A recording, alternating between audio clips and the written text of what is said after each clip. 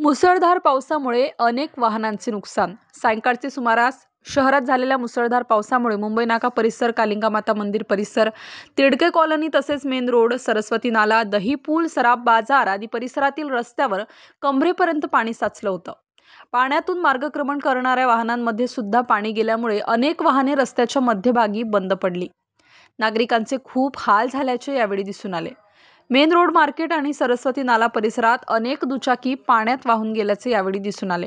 सदर परिसरातील अनेक दुकानात, घरात आणि वाहनात पाणी गेल्याने मोठ्या प्रमाणात आर्थिक नुकसानाला व्यावसायिकांनी सामोरे जावे लागणार असल्याने नागरिकांना महानगरपालिकेच्या गलथान कारभारावर संताप व्यक्त केलेला आहे। स्टार न्यूजसाठी मोहसिन पठाण, नाशिक।